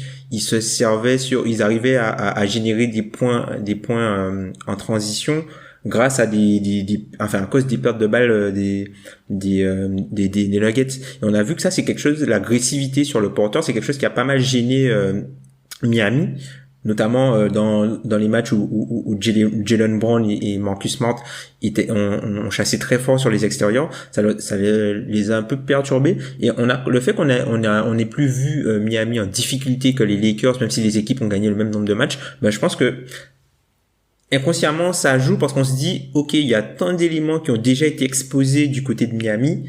Il y a quelques éléments qui ont déjà été exposés du côté des Lakers, mais on se dit que voilà, les adversaires de Miami ont montré plus de choses pour leur faire du mal que les Lakers, où les matchs qui perdent les Lakers il y a des pannes d'adresse, il y a des pertes de balles bêtes, mais ils ont jamais vraiment été dominés et ils ont jamais vraiment pas trouvé une solution à quelque chose, tu vois. Ah ouais, et puis pour reprendre ce que tu disais, Ben, sur l'attaque de la zone, mais sur la création de demi-terrain, globalement, ce qui est quelque chose qu'on voit beaucoup plus dans les playoffs au fur et à mesure qu'ils avancent, c'est là aussi où ont un peu pêché les Celtics. J'enlève rien à Jaylen Brown, que je trouve dans une progression continuelle très solide, mais dans l'attaque de la zone, ça a manqué d'un gars qui pose le ballon ou d'un mec à servir, parce qu'une attaque de base contre une zone de 3, tu sers un mec à la ligne des lancers francs, ton grand qui sert de distributeur, ce que pourrait faire et un LeBron et un Anthony Davis. Ça manquait du côté des Celtics. Il y a eu le retour un peu précipité de Gordon Hayward, justement pour avoir un autre créateur autre que Jason Tatum, qui crée plus pour lui que pour les autres. Et là où Kemba Walker et Marcus Smart n'ont pas su faire la différence, Kemba pour plus une question d'adresse, Marcus Smart pour une question peut-être plus organisationnelle. Mais du côté des Lakers, on a beaucoup plus ce personnel pour gérer une zone de manière classique, comme on attaque une zone avec donc LeBron, Rondo, Anthony Davis, qui sont tous trois des joueurs intelligents pour se servir des décalages que crée naturellement une défense en zone. Mais moi, je pense que vraiment ce qui va faire vraiment la bascule et ce qui sera la clé pour Miami, notamment pour s'ils veulent emporter cette finale, c'est essayer de transformer les Lakers en une équipe de jump shot. Je pense que c'est leur seule solution, c'est de les éloigner du cercle, puisque des joueurs des Lakers font un chantier au cercle. Anthony Davis, il fait un chantier au cercle. Je crois qu'il a 61%. LeBron, il est à 60%. Dwight Howard, il est à 65% au cercle. Et il faudra absolument les éloigner du cercle et éviter de prendre trop de fautes et pas perdre des ballons, quoi. Enfin, de toute façon, Miami, on sait que c'est une équipe qui va pas se battre elle-même. Sont des gars qui ont un niveau plancher tellement haut qu'ils vont pas se battre eux-mêmes. Mais moi, ça va être, moi, c'est ce que je vais vraiment observer, c'est comment ils vont faire en sorte d'éviter que les Lakers aillent au cercle et leur forcer à prendre des jump shots, quoi. Puisqu'on le sait, avec le temps, c'est aussi ce qui est arrivé aux Clippers, on va les citer encore une fois. On l'a vu contre Denver, avec la fatigue, quand tu prends des jump shots, au final, tu fatigues, t'as les tirs qui sont soit trop longs, soit trop courts, tu vas plus au cercle, tu provoques plus de fautes, et ça déraille totalement ton jeu. Ouais, reprendre le schéma qu'il y avait eu un peu au premier tour, le premier match face à Portland, où Portland a emmené les Lakers dans un match de feu d'artifice, et Portland a gagné à ce jeu-là, parce que du côté des Lakers, tu parlais de l'effet final, Ben, il faut que Danny Green, il va falloir qu'il soit dedans, hein, parce que pour l'instant, c'est pas folichon. Il est, je crois qu'il est à 32% à 3 points sur la série, là. Ça suffira pas, hein. Et ils sont pas si expérimentés que ça en dehors de LeBron James et Rondo et Howard, hein. Les autres joueurs des Lakers, ils ont jamais vraiment été à ce niveau-là, hein. Et Danny Green, tu vois, mais les autres joueurs, ils ont jamais été vraiment ça en fait 4 quand même. Ça en fait 4 sur les KCP, ouais, mais ça en fait quand même 4, comme il dit Ben. Ça en fait 4, Miami, ouais. Il y a Jimmy qui est allé assez loin. T'as Iguodala quand même qui a fait ça. C'est quoi, c'est 5 finales de suite, Iguodala quand même. Oui, avec en plus avec deux franchises différentes. Mais au jeu de l'expérience, ils sont quand même largement. Oui, ils sont dessus, ouais. Au jeu de la bouteille, ils sont dessus. et puis, un jeu qui doit rappeler les jeunes années de Tom. Et puis, pour continuer sur cette question de la zone et aussi des Lakers, j'ai perdu ce que j'allais dire. Oui, voilà, c'est bon, j'ai retrouvé. L'avantage de Miami, c'est que ça va être la première vraie équipe qui va pouvoir couper l'accès au cercle, vraiment pas dans les dimensions que certaines autres équipes auraient pu le faire, on pense aux Bucks, mais il suffit de voir la série contre les Nuggets. LeBron a abusé du pick and roll sur Jokic et lui a mangé sur la tête. Tu l'as dit, Davis a fait un chantier. Le tour d'avant, il y avait personne au-dessus de 2 mètres, donc forcément l'intérieur a été utilisé. Là, alors bam, je trouve personnellement qu'on arrive peut-être au moment où on demande un peu trop à Bam Adebayo. Je pense, tout talentueux qu'il est, et il fait une série monstrueuse, notamment le dernier match contre les Celtics. Je trouve peut-être qu'on arrive à ce moment où on lui demande un peu trop, parce que là, tenir une raquette face à Anthony Davis et face au coup de LeBron James qui va vouloir pénétrer, ça va être un peu compliqué, mais le Heat a les arguments aussi athlétiques pour répondre. Parce que tu parlais de ce côté bestial, Tom, athlétiquement, ils sont très impressionnants. Ils sont présents. Il y a pas de déficit athlétique du côté des Lakers. Là où Bam Adebayo, par exemple, Bam Adebayo, tu vois, enfin, notamment dans le match d'hier, tu sentais que c'était le joueur le plus puissant sur le terrain. Clairement. Tu sentais que c'était le joueur le plus puissant et féroce sur le terrain.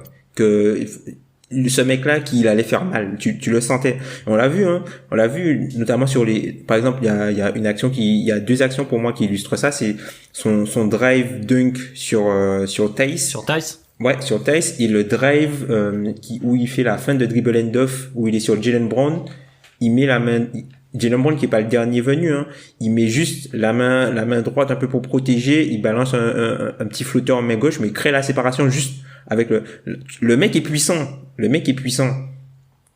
Et tu l'as vu dans ses finitions. Ah, mais l'équipe du Heat est puissante de manière globale, hein. On a un vrai défi physique, parfois peut-être un peu trop à la limite, mais ils sont rentrés dans les Celtics qui parfois justement pouvaient avoir cet avantage par un Marcus Smart qui allait chercher fort les attaquants adverses. Le Heat, là il y aura un vrai défi physique des deux côtés. Va falloir avoir du répondant. Et simplement pour illustrer ce que disait Ben pour les shoots au cercle, le pourcentage de réussite au cercle, voilà, j'ai les chiffres sous les yeux. Anthony Davis, 79% au cercle sur les playoffs. LeBron James, 76% au cercle sur les playoffs. KCP, 68% au cercle sur les playoffs. Caruso, 74% au cercle sur les playoffs. Marcus Morris, 67%. En fait, les gars sont hyper forts au cercle. Donc ça va être le gros ajustement. Ouais, c'est là où il y a un vrai danger pour Miami. Tu vois, tu parlais de l'attente qu'on a autour de Bam, Ben. C'est que Miami a su très bien le faire d'ailleurs face aux Nuggets, c'est mettre tout de suite, et t'en parlais Tom, mettre tout de suite les grands en foul trouble. Donc, qui avait très très vite quelques fautes. Donc Miami était très souvent dans le bonus, les Lakers étaient très souvent dans le bonus. Et abuser de drive sur drive quand les grands en face ils peuvent plus défendre, et peuvent plus défendre aussi agressivement, et ces mecs-là qui sont très adroits près du cercle vont te mettre des paniers. C'est là où le Heat a un vrai défi à relever. C'est il faut que les Butler, Crowder, Iguodala, tout ça arrivent à empêcher les drives pour ne pas exposer trop Adebayo aux fautes, et ça va être un vrai point à surveiller. Et puis toujours par rapport à ça et par rapport à cette défense du Heat, parce que pour moi c'est la bascule quand même va se créer là quand même sur la défense du Heat, parce que on le dit un peu, on sait en fait Miami. C'est pour ça moi quand Alan, on parle beaucoup de lui, mais c'est très fleuri quand vous êtes dans une conversation avec lui. S'énerver par exemple sur les runs du Heat, les Pacers et les Bucks l'ont subi aussi. Tu sais qu'il y a un mec à un moment, il y a un Hero, tu sais qu'il y a un Dragic, tu sais qu'il y a un Duncan Robinson qui va péter un câble. Là où je trouve il y a peut-être un réel danger pour le Heat défensivement, c'est qu'ils ont jamais joué de tels bons passeurs aussi. Parce que pour moi on fera un bilan de ces playoffs. Pour moi, un des bilans de ces playoffs, c'est au bout d'un moment, il faut avoir des bons passeurs. Et le problème, c'est que on en revient à la zone. Bref, c'est une extension de tout ça. Rondo, LeBron, parce qu'on sait la défense du Heat bouge beaucoup, etc. Si tu rates une communication, c'est sanctionné. Ça revient au ce que t'avais dit, Tom, pas le droit à l'erreur. Là, c'est concret, là. Tu peux pas te rater avec de tels passeurs. Et même sur la pause d'écran, pourra pas se cacher. Ouais. Et même sur la pause d'écran, puisqu'on l'a vu, les Celtics ont un peu démonté la zone de Miami avec des postes d'écran à l'intérieur du jeu entre les deux joueurs Tice, notamment. ou sur un côté. Et ça, typiquement, tu vois venir LeBron James, Anthony Davis sur ce genre de choses, quoi. Tu le sens que ça viendra. Mais après, je me demande, on en a pas beaucoup parlé. Est-ce qu'on sous-estime peut-être pas l'attaque de Miami pour le coup, puisqu'on en a pas parlé du tout? Un peu, parce que tu vois, tu parlais des jeux de passeurs, enfin c'est Ben qui évoquait les passeurs, et toi t'en parlais, Tom, sur Jimmy Butler. Ils sont intelligents, on l'évoquait un peu en filigrane, mais ils sont très intelligents, Miami, de par cet aspect couteau suisse, et d'avoir plusieurs lames, plusieurs cordes à leur arc. Ils savent aller chercher le gars qui est en train de péter un câble. Genre quand Tyler Hero est chaud, il y a ce fameux match où il explose les compteurs, très bien, mais justement les autres le reconnaissent et vont jouer autour de lui. Et quand une action, un début d'action, un schéma est dessiné et que ça ne va pas au bout, ils sont capables de reset, d'aller chercher une nouvelle possession rapide pour trouver le bon gars, et ils le font très bien, et ils ont la capacité d'avoir un Bam qui porte la balle, on l'a vu par séquence être le meneur, remonter la balle depuis le début. Carrément. D'avoir donc Jimmy Butler, Goran Dragic, Tyler Hero en création surtout pour lui-même, et il y a cette espèce de feu follet de Duncan Robinson qui court de partout et qui doit être surveillé constamment, parce qu'à tout moment, en plus, quel shoot incroyable. Bon, encore une fois, secret de Polichinelle à Kebdo, ce shoot-là vend du rêve à beaucoup de monde. Mais voilà, ils ont cet ensemble d'armes offensives différentes, ils savent l'exploiter, et ils sont justement à l'image de Jimmy Butler, ils ne semblent pas trop forcés sur un plan de jeu ou un joueur, et être capable de dire bon, ça marche pas, on passe à autre chose, et il y en a bien un qui va finir par marcher. D'ailleurs, gros ajustement de Spoelstra sur ces playoffs, tu vois, qu'on parle l'équipe qui a fait la saison régulière et l'équipe qui joue les playoffs. Il y a aucun 5 de Spoelstra où il y a pas au moins 3 joueurs qui peuvent shooter. Ah oui, ça c'est vrai. C'est vrai que depuis le premier tour, c'était le grand changement. Le seul qu'il a sorti là, c'est sur le 4e quart-temps là, c'est le 4e quart-temps où il a sorti Crowder et qui a remplacé Crowder au profit, il a remplacé Iguodala par Crowder du coup, avec les autres playmakers. Là où Crowder avait plus le rôle de finisher shooter, Iguodala même si il fait 4 sur 4 quand même, mais c'était pas, il a rajouté plus du playmaking que du shoot en fait à ce moment-là. Oui, c'était le bonus, le 4 sur 4. Voilà. Et moi je trouve, comme vous l'avez dit, il y a les shooters, etc. Mais peut-être on parle peut-être pas beaucoup de cette attaque du Heat, parce qu'on a aussi du respect pour cette défense des Lakers. Parce que on se dit aussi que les pièges dans lesquels sont tombés, pas les Celtics, parce que les Celtics sont un peu présents, mais les Bucks, eux aussi ils en prennent pour leur grade, les Lakers vont pas tomber dedans. Ils vont pas tomber dans les pièges de se faire arroser à 3 points pendant 5 matchs. Ils vont pas le faire. Donc, ils ont surtout le personnel pour réagir aussi, quoi. En plus. Et moi, je trouve que c'est là où c'est pas que j'ai perdu de la confiance, c'est pas du tout ça. C'est qu'en fait, je trouve que la domination, entre guillemets, des grosses guillemets, ce qu'a pu faire le Heat face aux Celtics, ça donne des billes en plus aux Lakers. Oui, ce que disait Tom. Ouais, totalement. Je trouve que moi, elles vont faire une grosse différence parce qu'il y a eu des moments où il y a eu des trous d'air du Heat en réussite. Il y a eu des moments où, en particulier sur les 3 points face au cercle, ils ont plus rien mis. Et là, je trouve que Vogel a, je trouve quelque chose sur lequel il peut s'inspirer très clairement. Et je maintiens, on met trop de pression sur Bam Adebayo. C'est juste mon point à moi, mais il affronte Anthony Davis et on lui demande, c'est offensivement, si on continue sur l'attaque, c'est un peu le hub offensif, c'est un peu un mec, c'est une plaque tournante des fois de l'attaque du 8. Je trouve que dans une série face aux Lakers, Anthony Davis, LeBron James, il a beaucoup de responsabilités. Et attaquer et puis être au centre de la zone aussi de l'autre côté. Mais la phrase qui résume ça, c'est toi qui l'a donné, je crois, Ben, sur notre conversation. C'est c'est quand même ces finales de conférence. Les Lakers sont plus que rassurés de par une espèce d'impression de domination. Là où on a senti le Heat parfois un peu fébrile, c'est un grand mot, hein, parce qu'ils sont quand même en finale, mais ont moins rassuré, on va dire. Et du coup, quand même avantage Lakers, en tout cas dans l'impression. Eh ben, si avantage Lakers, messieurs, c'est pas le bon moment. Fallait pas être dans ce podcast-là de preview parce que c'est ce genre de pronostic qui va vous suivre toute votre vie. Blake Griffin MVP. La question de @rafalmauve 97. 4 ou 5 matchs pour le titre des Lakers. Et est-ce que le Heat peut vraiment empêcher les Lakers de remporter le titre? Celle-ci, c'est toujours une question de @cronier_Titouan. En gros, là, c'est le moment des pronostics. On semble entendre qu'on penche tous du côté des Lakers, j'ai l'impression. J'ai du mal je sous-estime peut-être le Heat, mais j'ai du mal à les voir prendre 4 matchs à cette équipe des Lakers, là, en fait. C'est dur, hein. En fait, je vois plus les Lakers gagner 4 matchs qu'en perdre 4, en fait. Ouais, mais de toute façon, moi, pour répondre à la question, et je me mouille en premier, on ne parie pas contre LeBron James. Le traumatisme. Donc on ne parie pas contre LeBron James. Donc je reste sur mon pronostic de début de saison. Je pense que les Lakers vont gagner. Après 4 ou 5 matchs, je trouve que oui, je pense qu'on sous-estime peut-être un peu le Heat. Je pense que à la hargne, 5 ou 6, je dirais, moi. Quand même, je les vois, allez, 6. Lakers 106. Ouais, pareil. C'est le pronostic, sans être méchant, Adrien des petits bras. 6. Oui, je sais. Dans les autres pronostics, j'ai dit ça aussi. Mais après, parce que aussi, par rapport à ce qu'on disait en début de podcast, tu m'as lancé dessus. Parce que, voilà, moi, j'ai mon petit cœur qui bat pour Jimmy, qui est, voilà, j'ai envie que Jimmy Butler ait un vrai combat face aux Lakers, qu'ils puissent en faire. Et on a des raisons d'y croire. On a quand même évoqué pas mal de bons côtés du Heat.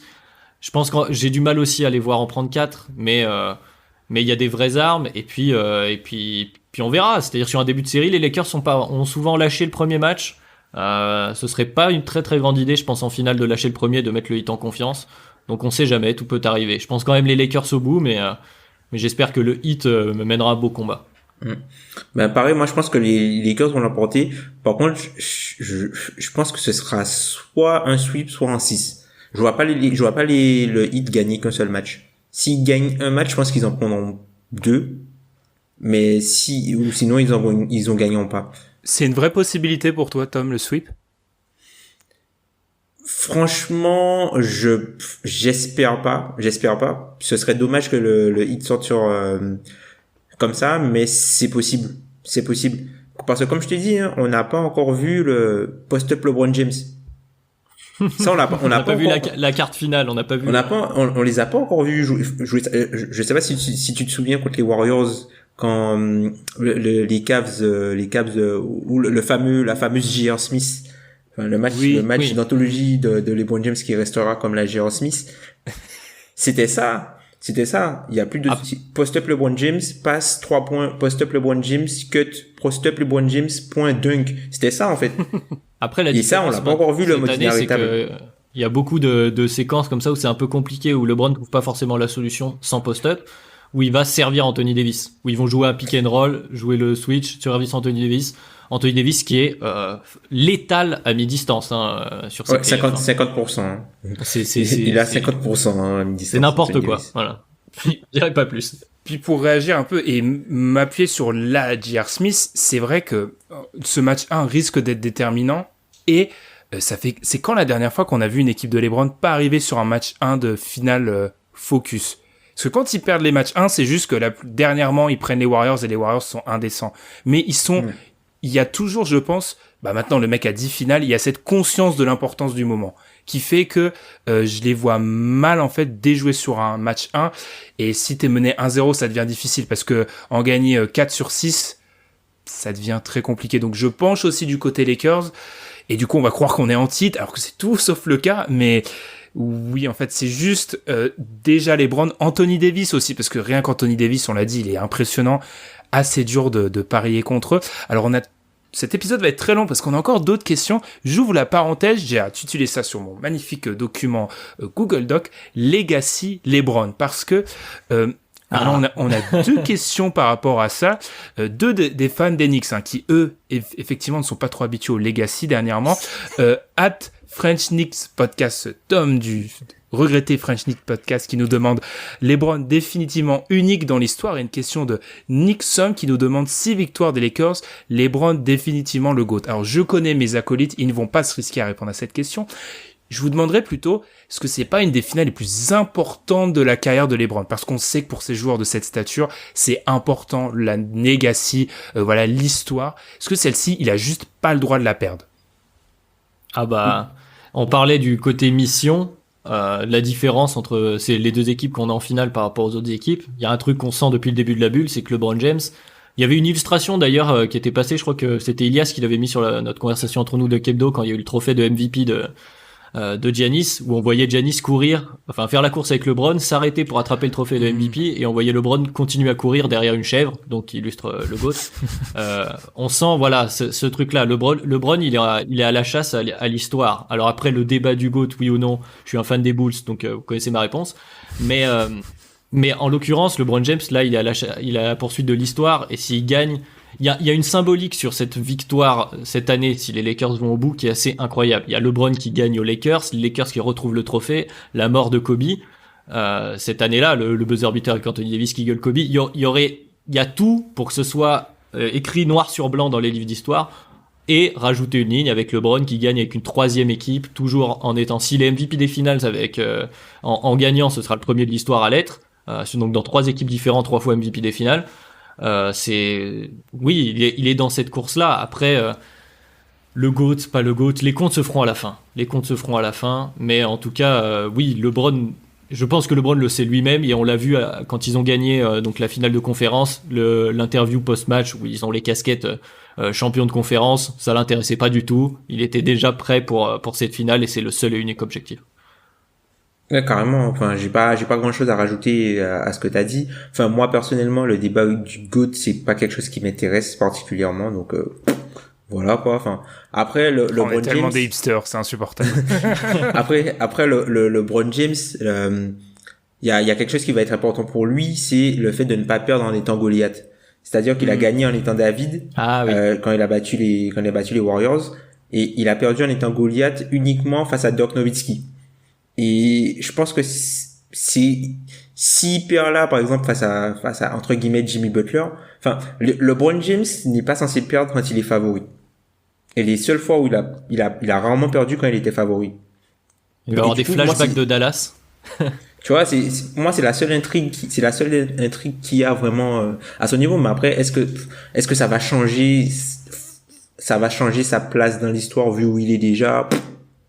Je pense pas tant que ça. Enfin, après, c'est mon avis, hein. Moi, je pense pas tant que ça.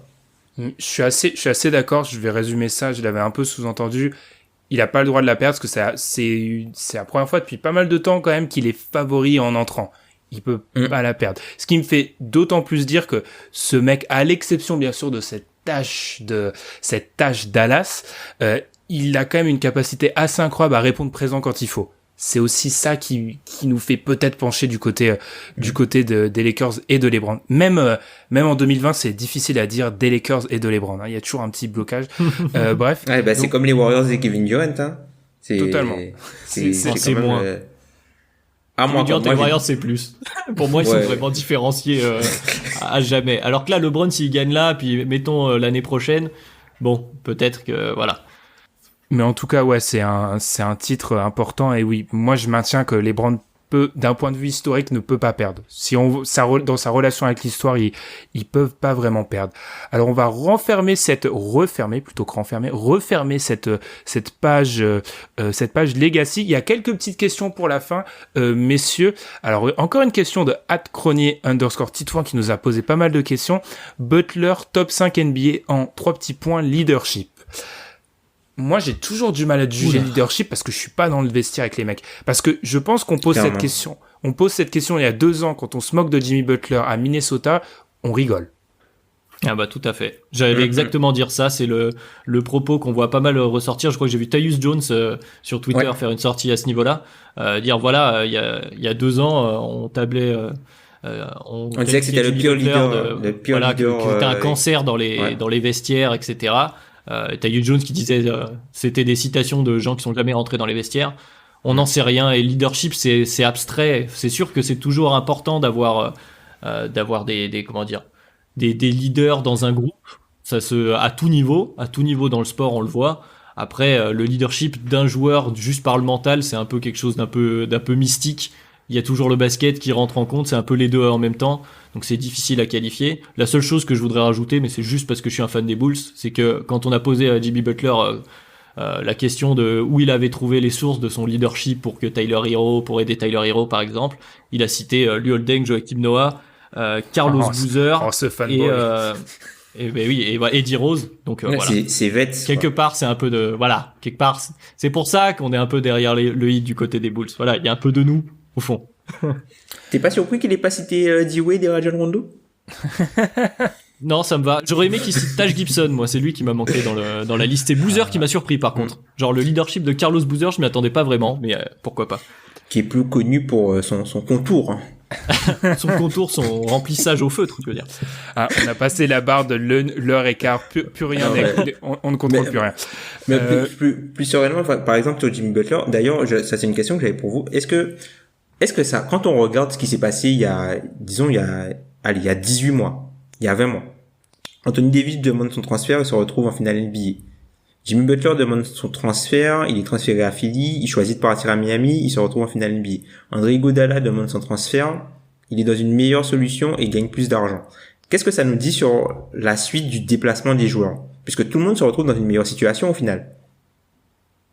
Il n'y a aucun joueur qui a bougé qui est pas dans une meilleure situation aujourd'hui. Parce qu'il y a de plus en plus de bonnes situations. C'est ça aussi, je pense, la clé. Et ça me fait, je peux pas réagir. Tom, t'as trop dit bonne situation, ça me fait, ouais, c'est ça fait trop penser. Reprenons notre sérieux. Est-ce que c'est une bonne situation? Alors, sans répondre à cette question-là, je pense que ça dit que oui, il y aura peut-être plus de mouvements de joueurs. On fait référence à notre podcast qui date d'il y a 14 mois maintenant. Est-ce que les joueurs ont trop de pouvoir? Je pense qu'il y aura plus de mouvements de joueurs, mais je pense aussi qu'il y a jamais eu autant de bonnes situations, vraiment. C'est-à-dire que là, maintenant, t'as même les équipes, tu vois, Miami, on les voyait pas en finale NBA, mais ça restait une bonne situation quand même. Ouais, quand même, ouais. Mais je pense que les équipes, de manière globale, sont plus, on en parlait rapidement sur les Nuggets, on l'évoquait un peu en fond. Les directions des différentes staffs des équipes sont plus claires. J'ai l'impression que les équipes, on en parlait aussi dans des podcasts tout au long de l'année, que les équipes sont un peu plus intelligentes dans leur construction, et donc la situation est beaucoup plus claire pour les joueurs en se disant moi cette situation me semble plus cohérente par rapport à là où j'en suis dans ma carrière, les joueurs qu'il y a, la culture qu'il peut y avoir dans telle ou telle équipe. Et donc je pense qu'effectivement on verra peut-être plus de mouvement dans le sens où les joueurs vont aller chercher ce qui leur semble leur correspondre. Après, il y a un contre-exemple, c'est Paul George, Kawhi. Ils sont dans une meilleure situation quand même. Hein. Ils étaient favoris. Meilleure situation pour Kawhi? Mais la question se pose vraiment. Oui, non, mais favoris certes, mais quand tu fais le compte à la fin, est-ce que là maintenant, tu vois, c'est un peu la question piège et qu'on avait un peu évoqué à la sortie de la série qui voit le départ des Clippers, est-ce que là maintenant, est-ce que Kawhi serait pas mieux encore à Toronto qu'avec ces Clippers là en l'état? Moi je pense que non. Ça se défend. La question se pose. Ça dépend parce que tu te dis que tu préfères quoi, sauter maintenant ou peut-être aller en finale NBA, perdre en fait, qui est en gros le débat de LeBron Jordan posé. Petite aparté. Non, c'est pas ça, mais quand tu vois l'âge des joueurs à Toronto et quand tu vois l'âge et les possibilités qu'il y a aux Clippers. Ouais, mais c'est que des possibilités, Tom. Les deux situations, tu vois. Ouais, mais c'est que des possibilités. Ils avaient des possibilités avant la saison, ils perdent en 7 contre les Nuggets. Que nous avons encensé en début d'émission. Oui, bien sûr, mais qui sont, en respectant les fans de Denver, qui sont pas censés éliminer les Clippers armés jusqu'aux dents en 7. Je sais pas, parce que je suis d'accord avec Adrien, il y a la dimension résultat qui est ultra importante en fait. La situation c'est bien, mais quand t'es une superstar qui demande son trade, c'est aussi que fondamentalement derrière l'idée c'est d'avoir des résultats. Mais après lui, bon, il est arrivé libre. Le gars qui a demandé son trade, c'est Paul George. C'est vrai. Mais il y avait cette histoire qu'il aurait demandé Paul George, etc. Enfin, on reste quand même dans ce schéma des joueurs qui choisissent leur situation. Et ça amène aussi la question, je prolonge un peu ce sujet-là rapidement, mais des joueurs qui vont chercher leur bague. Je pense à Millsap, qu'on a évoqué beaucoup. Est-ce que Millsap, l'année prochaine, va être un joueur qui va demander un petit salaire dans une équipe de contender, comme ont pu faire, je sais pas, il y avait personne qui me vient en tête tout de suite. David West. Voilà, David West, pas parfaitement. En plus, ça correspond un peu dans le type de joueur. Le profil, ouais. Voilà, donc il y a ce genre de choses. Et d'ailleurs, ça me fait penser juste à une chose. Félicitations à Dion Waiters, qui est donc champion NBA. Il aura sa bague, ouais. Il a joué pour Miami et pour les Lakers, donc voilà.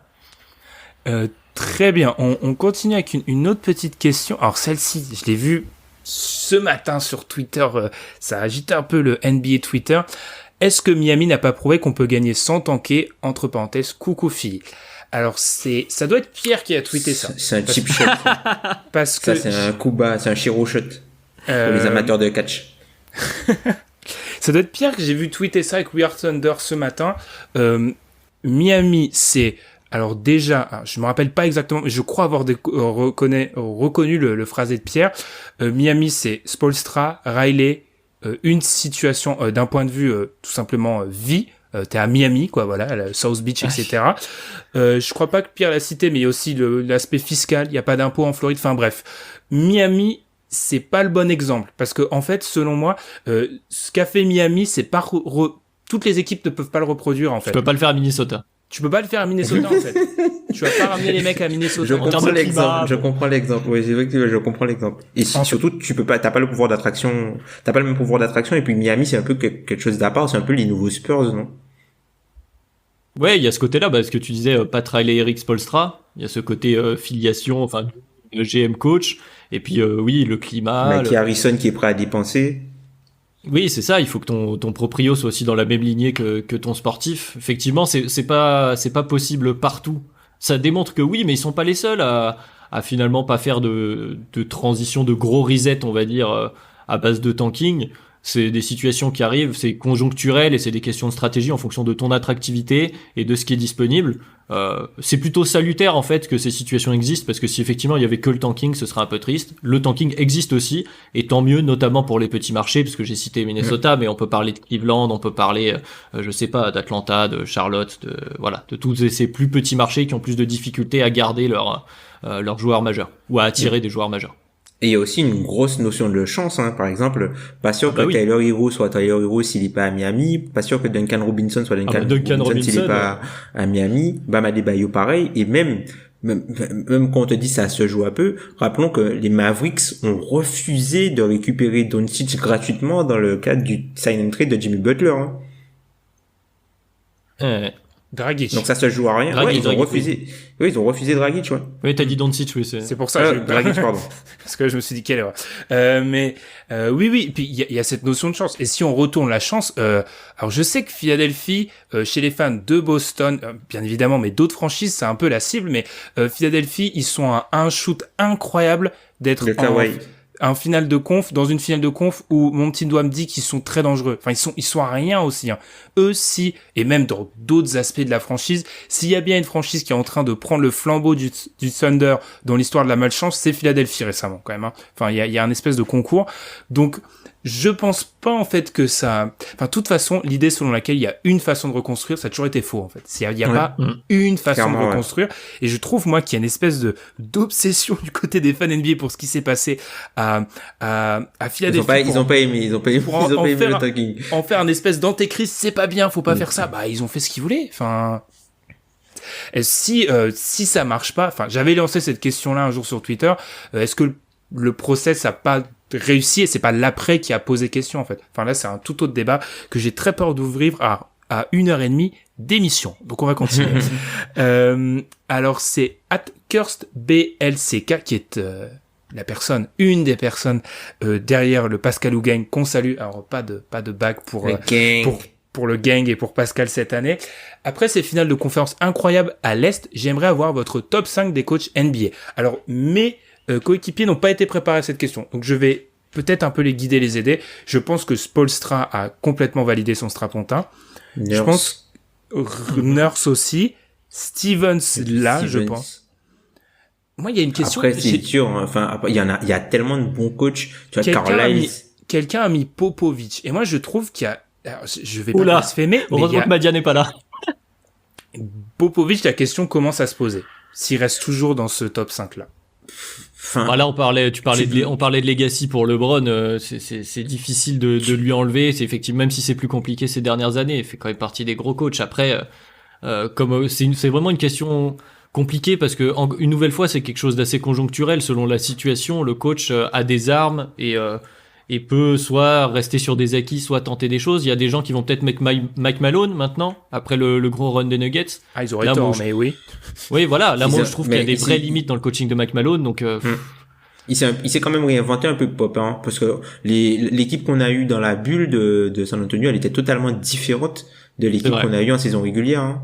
Sans Aldridge avec juste avec DeRozan en 4.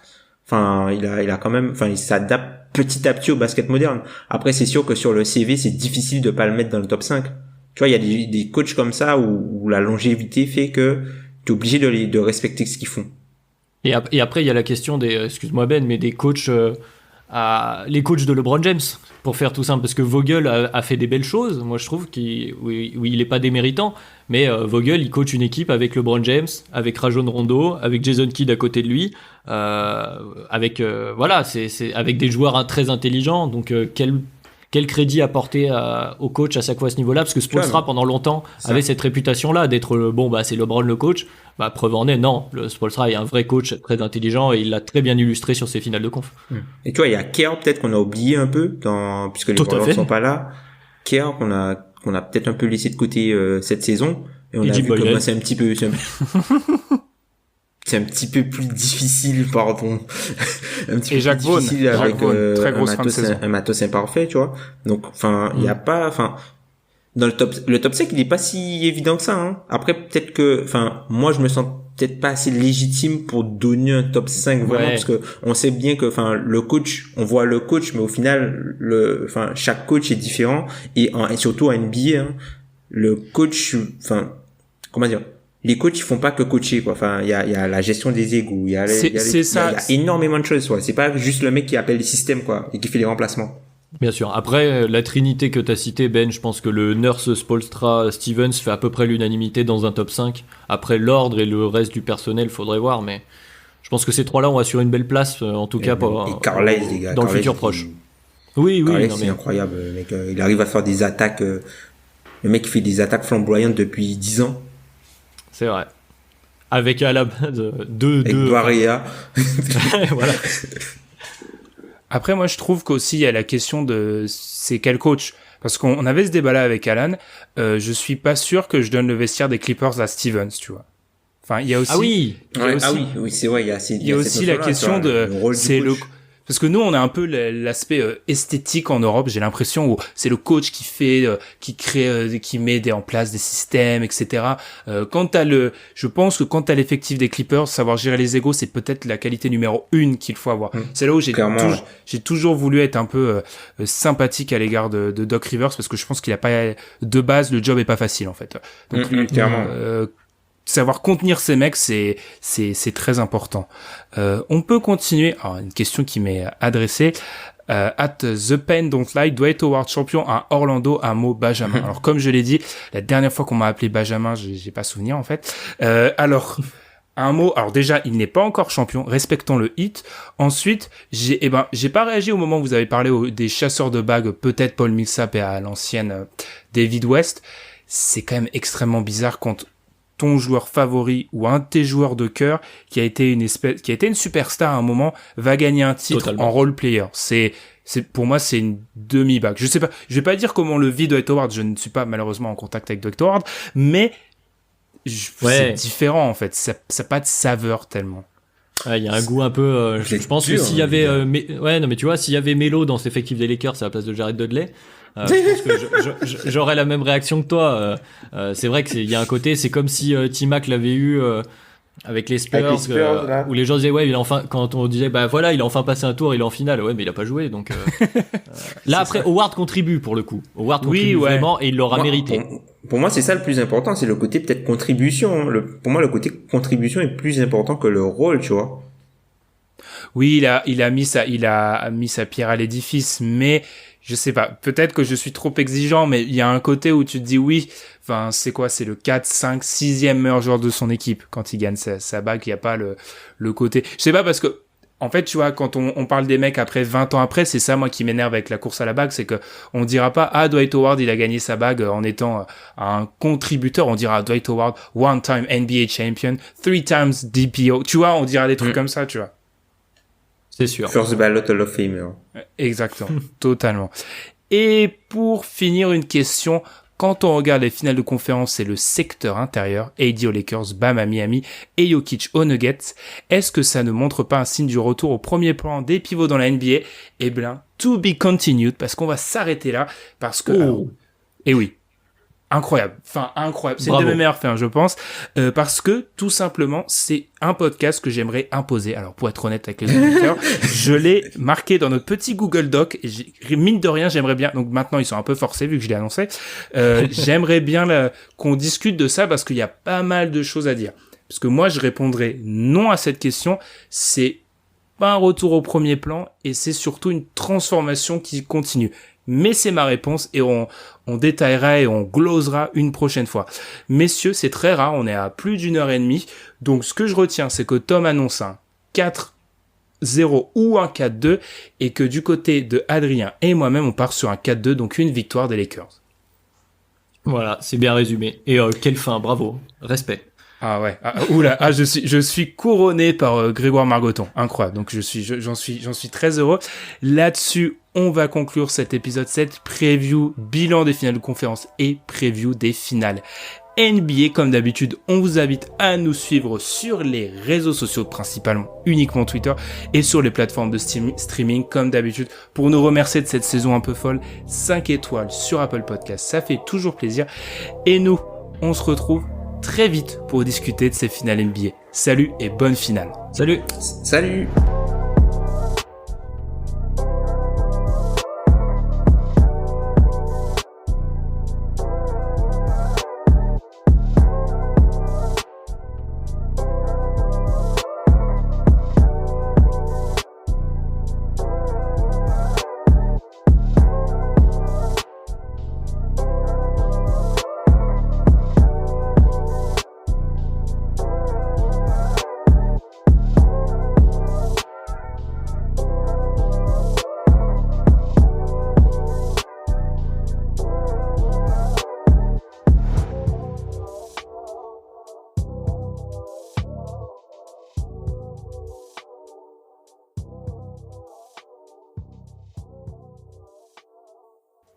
Est-ce qu'on doit leur dire qu'on fait un podcast après chaque match de finale? Je ne sais pas.